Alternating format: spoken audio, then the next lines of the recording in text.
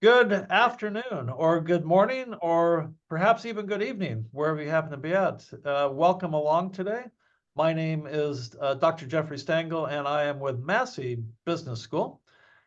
And what I'm going to be sharing with you today is probably what I would consider the number one skill that you will acquire not only at university, but also going through your life and through your careers, and that is presentation skills, communication skills, speaking with others, communicating with others.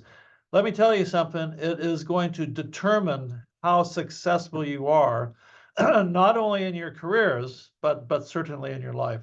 So hopefully I'll be able to share some insights with you. I have a lot of experience in professional speaking, and I'm what's called a distinguished Toastmaster.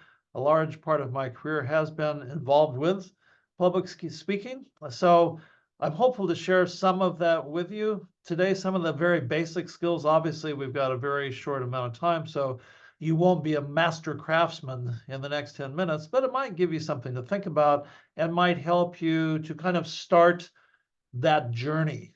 Because I think of public speaking is no different than any other sort of engagement or any other sort of life skill that you're learning, whether it be sport or education.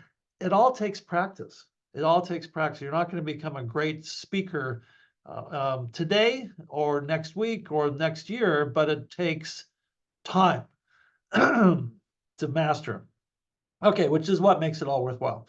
So the first segment today we're going to talk about is how to present in person. And presenting in person, believe it or not, people still do it, which is amazing because I spend most of my day on video conferencing, which is kind of, yeah, not my favorite. It's harder actually in some ways, but presenting in person. And when you present in person, you know, your main objective is to connect. You need to connect with your audience, and you need to energize, and you need to engage, and you need to make people want to listen to you. You know, if you go into a presentation or you deliver a presentation and you start by talking, hi, my name is Jeff. I'm really interesting. My research is so amazing. I hope that you will spend the next hour with me and listening to just how boring I can be. People tune out, they don't listen to you. In fact, it's a well-known fact that when you do a presentation, basically 70%, and this is a well-documented fact, 70, it's maybe 71%, but thereabouts, 71% of the attention that you get from your audience is going to be through how you say something. It's not going to be, believe it or not, what you say. So it's how you go about saying, and some of the basics, you know, how to connect, you know, to an audience with your eyes, how to connect. We'll talk all about this later, how to use body language, how to use vocal variety, all this type of stuff. But before we get into any of that, the first thing you need to do is you need to start out with an introduction. And there are different means for getting interest when you do an introduction. You know, for example, public speaking, question, the second point on the slide here. My question to you as an audience, how many of you actually fear public speaking more than death itself? How many? Put your hand up. So that's got interest. You can use a quote. You know, did you know that 70% of what you present is about how you present it, not what you present? That's a fact. You can give a short story, get people interested, connect. So these different introduction points, these are 6 different points, different styles. An icebreaker is, you know, something you would say to break the ice, tell a joke, get the audience laughing, things like this. Questions I've talked about, quotes, statistics, or fact. And this is actually a true fact, and this is based on US data. So the US is a country of roughly 350 million people.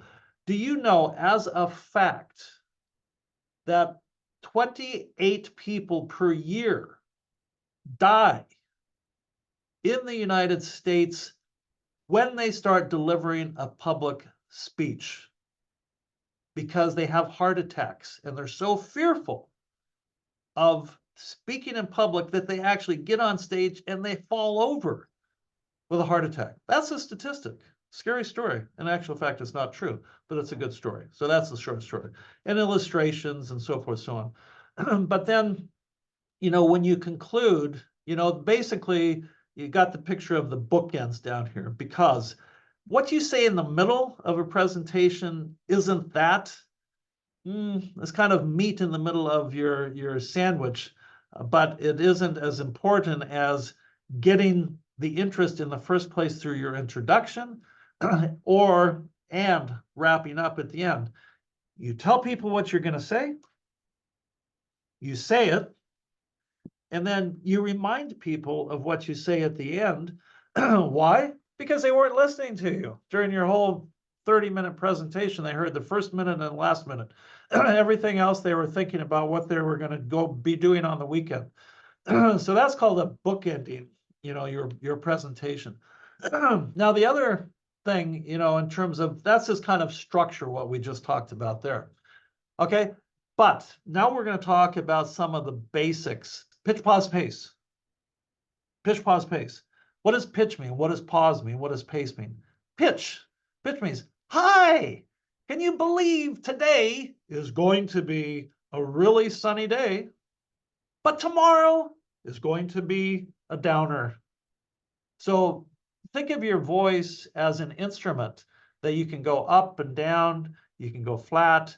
But think of it when you have a conversation with your best girlfriend or your best friend, you're out all excited and doing something, you don't talk what's called monotonic, flat, blah, blah, blah, blah, blah, blah, blah. So you don't do that. You talk animatedly. And then pause is an essential tool as well, because pause is very important. Pitch, pause. I've got something I want to tell you that is so important. Pause. Tomorrow is the weekend. Because when you pause, that gives people time to think and to catch up. So pitch, pause, and pace. And I tell any of my students, pace, particularly, hate to say it, certain people, certain genders, when they get excited, they start talking very, very fast, blah, blah, blah, blah, blah, blah, blah, blah, blah. Maybe it's just my mind, I can't keep up. So you have to kind of moderate your pace. You can go slow, you can go fast. When you get really excited, it's like, I can't wait to see tomorrow because tomorrow is going to be amazing. See, you get excited, you go faster. But when you're talking about more important points, listen, the weather is really looking positive. And tomorrow is going to be incredible. So that's pitch, pause, pace. Okay, so up to now, what we've been talking about is talking face-to-face. And in some ways, talking face-to-face is really no different than talking online, which is what, I don't know, myself, probably 70% of my time, my speaking time is online now. So all the things we just spoke about are similar, pitch, pause, pace, introduction, conclusion, vocal variety, all that kind of stuff. But it's different online because, first of all, you need to make sure your camera works. You need to make sure that you prepare your setting, before you start, that your technology works, that your sound is working, you've got the right speakers on, that you're dressed appropriately, not like this guy down here who's got his short pantalones showing. Okay, so you want to make sure that your camera's right, that you use your it irritates me to no end, honestly, when I have a meeting with someone and the meeting starts at 12 o'clock and they're still trying to figure out how to hook their camera up. To me, that's quite interesting, or getting their sound working. I'm sure all of us have had experiences with that. Background, another technology thing.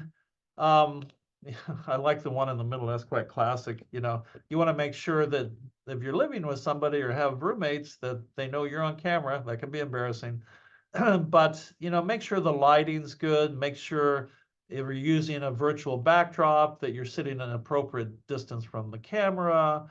If you're doing a business meeting, that you're not sitting at the beach in Bali or somewhere in Vietnam.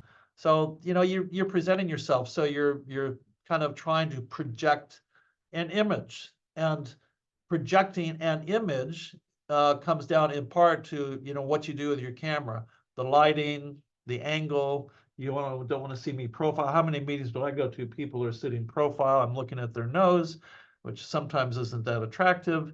So you still want to be showing your upper body. Like if you think of how newscasters report, right? You're still showing like this bit of your body. You should still be able to use your hands. This lady at the bottom in the pink costume, she's got it right. She's looking pretty good. You don't want to be too far away. You don't want to be too close. Okay. So those are, kind of the basics for either speaking in person or online. But, the common sense things are keep it interesting, for the viewers, because they're the ones you're fundamentally selling, right? Keep it snappy, direct attentions, death by PowerPoint, look back at the slides, ask questions, keep it simple, keep it slow, what's your pace? And, yeah, that's no different than speaking to your best friends. So those are just really some basic tips in just very few minutes, but there is more. I've done a longer version of this public speaking basics, storytelling, make it count, that you can find a URL that we'll make available to the UEH team, ISB team, but that's something more for you to look at as you go down that journey and become a competent public speaker. Okay, so that's it from now, and we will stop with that. Thank you.